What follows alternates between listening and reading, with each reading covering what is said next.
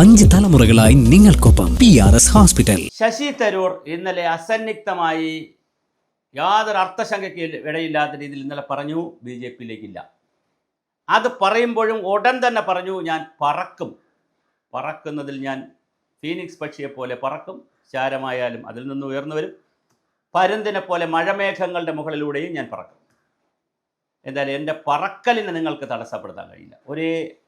ഒരേ വാക്കിൻ്റെ അല്ലെ ഒരു നാണയത്തിൻ്റെ രണ്ട് വശം പോലെയാണ് അദ്ദേഹം പറയുന്നത്. ഒരു പ്രാവശ്യം പറയുന്നു ഞാൻ BJP-യിലേക്കില്ല, അച്ചടക്കമുള്ള കോൺഗ്രസ്സുകാരനായിരിക്കും. അതേ നാവ് കൊണ്ട് തന്നെ കുറച്ച് കഴിയുമ്പോൾ പറയുന്നു ആ പറഞ്ഞതിൻ്റെ അച്ചടി മഷി ഉണങ്ങുന്നതിന് മുമ്പോ അല്ലെങ്കിൽ ചാനലുകളിൽ വന്ന് എല്ലാവരും ഒന്ന് കാണുന്നതിന് മുമ്പ് തന്നെ അതിനുള്ള സമയം പോലും കൊടുക്കാതെ തന്നെ പറയുന്നു ഞാൻ പറക്കും. ഇത് കേട്ടപ്പോൾ നമ്മളെ മല്ലികാർജ്ജുൻ ഖാർഗെ, അല്ലെങ്കിൽ ഒരു ശത്രുതയുണ്ട്, കാരണം അവർ തമ്മിലാണല്ലോ മത്സരിച്ചത് AICC പ്രസിഡന്റ് സ്ഥാനത്തേക്ക്.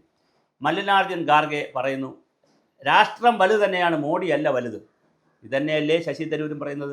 രാഷ്ട്രം വലുതായതുകൊണ്ട് കോൺഗ്രസിനെ അകത്ത് നിന്നുകൊണ്ട് തന്നെ രാഷ്ട്ര സേവനത്തിന് ഞാൻ പോകുന്നു എന്നാണ് ശശി തരൂർ പറയുന്നത്. അപ്പോൾ ശശി തരൂർ പറയുന്നതിനെ അല്ലെങ്കിൽ ചെയ്യുന്നതിനെ പറയാതെ പറഞ്ഞ് പ്രോത്സാഹിപ്പിക്കുകയല്ലേ ഖാർഗെ ചെയ്യുന്നതെന്ന് ആരെങ്കിലും ചോദിച്ചാൽ, സോഷ്യൽ മീഡിയയിൽ ആരെങ്കിലും ചോദിച്ചാൽ അവരെ കുറ്റം പറയാൻ കഴിയില്ല. എന്തായാലും ഖാർഗെ കർക്കശമായ നിലപാടെടുക്കണമെന്ന് പറഞ്ഞു. നമ്മുടെ KC വേണുഗോപാലിനോട് ചോദിച്ചാൽ അദ്ദേഹം ചിരിപ്പടത്തിൽ അഭിനയിക്കുകയാണ്, അദ്ദേഹം ചിരിച്ചു തള്ളും. വരട്ടെ, നോക്കട്ടെ, നിൽക്കട്ടെ, ഇരിക്കട്ടെ, കിടക്കട്ടെ എന്നൊക്കെ പറഞ്ഞ് അദ്ദേഹം ഉരുട്ടി വണ്ടി കൊണ്ടുപോകാൻ ശ്രമിക്കുന്നു. എന്തായാലും കോൺഗ്രസിൻ്റെ ദേശീയ നേതൃത്വം ചില തീരുമാനങ്ങൾ എടുത്തിട്ടുണ്ട്. ശശി തരൂരിനെ അങ്ങനെ അവോയ്ഡ് ചെയ്യാം, അദ്ദേഹത്തെ ഇഗ്നോർ ചെയ്താൽ മതി, അവോയ്ഡ് ചെയ്താൽ മതി, അദ്ദേഹത്തിനെ ഇങ്ങനെ ലൈം ലൈറ്റിൽ നിർത്തി നമ്മൾ വലിയ ആളാക്കണ്ട എന്നാണ് പറയുന്നത്. പക്ഷേ എന്ത് ചെയ്യാം, ശശി തരൂരിന് ചാൻസുകൾ കിട്ടുന്നത് കൊണ്ട് തന്നെ അദ്ദേഹം എവിടെ പോയാലും പത്രങ്ങളെ കാണുന്നു, അല്ലെങ്കിൽ മീഡിയ പേഴ്സൺസുമായിട്ട് നല്ല ബന്ധമുള്ള ആളാണ്. അദ്ദേഹം വാർത്തകൾ സൃഷ്ടിച്ചുകൊണ്ടേയിരിക്കുന്നു. എക്സിലും പിന്നെ ഇൻസ്റ്റാഗ്രാമിലും ഫേസ്ബുക്കിലുമൊക്കെ വലിയ വാർത്തകൾ അപ്പോൾ അദ്ദേഹം ഇടും. മോഡിയെ ഇടയ്ക്കിടയ്ക്ക് സ്തുതിക്കും. മോഡിയെ സ്തുതിക്കുമ്പോൾ അത് വാർത്തയാകും. അന്താരാഷ്ട്ര പൗരനാണ്, വിശ്വ പൗരനാണ് മോഡി എന്ന് കഴിഞ്ഞ ദിവസമാണ് പറഞ്ഞത്. അതിനുമുമ്പ് ഏറ്റവും വലിയ രാജ്യസ്നേഹിയാണ് മോഡി എന്ന് പറഞ്ഞു. മോഡി ഉള്ളതുകൊണ്ടാണ് ഇന്ത്യക്ക് ഈ ലോകത്ത് ഇത്രമാത്രം പേരും പെരുമയും പ്രശസ്തിയും കിട്ടിയതെന്ന് പറഞ്ഞു. അങ്ങനെ മോഡി ഭക്തനായി തന്നെ മാറി. മറ്റാരേക്കാൾ ഒരുപക്ഷെ ഒരു BJP-ക്കാരനുള്ള മോഡി ഭക്തിയേക്കാൾ വലിയ മോഡി ഭക്തനായിട്ടാണ് നമ്മുടെ ശശി തരൂർ മാറിയത്. അതുകൊണ്ടാണ് മല്ലികാർജ്ജുൻ ഖാർഗെയ്ക്കും കോൺഗ്രസിനും ഇത്രയും ദേഷ്യവും പ്രയാസവും വന്നിട്ടുള്ളത്. അവർ വല്ലാതെ പറയുന്നുണ്ട്, താങ്കൾക്ക് പൊക്കൂടെ മിസ്റ്റർ, ഇവിടെ എന്തിനാണ് നിൽക്കുന്നു എന്നുള്ള രീതിയിലാണ് ചോദിക്കുന്നത്. പക്ഷേ കളയാൻ അവർക്ക് കഴിയുന്നില്ല. കളഞ്ഞാൽ കുറച്ച് ആളുകളെ കൊണ്ടുപോകുമോ, കോൺഗ്രസിന് അത് എങ്ങനെയാണ് ബുദ്ധിമുട്ടുണ്ടാക്കുക എന്നറിയില്ല. കാരണം കോൺഗ്രസിന് അതൊരു ഇമേജ് നഷ്ടപ്പെടുമോ ശശി തരൂരിനെ പുറത്താക്കിയാൽ എന്നുള്ളൊരു സംശയം കോൺഗ്രസിനകത്ത് കിടപ്പുണ്ട്. അതുകൊണ്ട് അവർ ഒഴിവാക്കുക എന്നുള്ളതാണ്, അല്ലെങ്കിൽ സൈലൻ്റ് ആയിരിക്കുക എന്നുള്ളതാണ് എടുത്തിരിക്കുന്ന നിലപാട്. പക്ഷേ എന്തായാലും മല്ലികാർജ്ജുൻ ഖാർഗെയും ശശി തരൂരിലുള്ള പോര് വല്ലാത്ത രൂപത്തിൽ വളർന്നിട്ടുണ്ട്.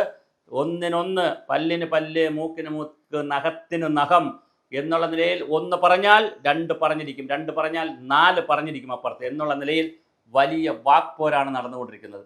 കോൺഗ്രസിനെ സംബന്ധിച്ചിടത്തോളം 1969 മുതൽ ഇന്ദിരാഗാന്ധിയുടെ കാലഘട്ടം മുതൽ 69 ഇന്ദിരാഗാന്ധിയുടെ കാലഘട്ടം മുതൽ തുടങ്ങിയതാണ് ഈ പുറത്താക്കലും വാക്പോരും ഈ ബഹളവും ഒക്കെ. നിജലിംഗപ്പയെ തുടങ്ങി ഇങ്ങനെ എടുത്തു കഴിഞ്ഞാൽ നീലം സഞ്ജീവ റെഡ്ഡി, ജഗജീവൻ റാം, അങ്ങനെ IK ഗുജറാൾ, അങ്ങനെ വന്ന് ശരത് പവാർ, അർജുൻ സിംഗ്, ഗുലാം നബി ആസാദ്, അങ്ങനെ ഏത് നേതാക്കളെ എടുത്താലും ആ നേതാക്കൾ, പ്രണബ് മുഖർജി, എല്ലാ നേതാക്കളുമായി തെറ്റുകയും പിണങ്ങുകയും എല്ലാ നേതാക്കളും, പ്രധാനപ്പെട്ട നേതാക്കളെല്ലാം കോൺഗ്രസിൽ നിന്ന് അരസ് കോൺഗ്രസ് ഒക്കെ വന്നല്ലോ, ദേവരാജ് അരസിൻ്റെ കോൺഗ്രസ് വന്നു, അതിൽ AK ആന്റണി ചേർന്നു. അങ്ങനെ വളരെ വലിയ രാഷ്ട്രീയമായ കാര്യങ്ങളാണ് 69 മുതൽ ഭാരതത്തിൽ സംഭവിച്ചുകൊണ്ടിരിക്കുന്നത്. അതിൻ്റെ ദുരന്തങ്ങളെല്ലാം കോൺഗ്രസ് ഏറ്റുവാങ്ങുകയും ചെയ്തു. ഇപ്പോഴാണെങ്കിൽ BJP അതിശക്തമായി രാജ്യത്തുണ്ട്.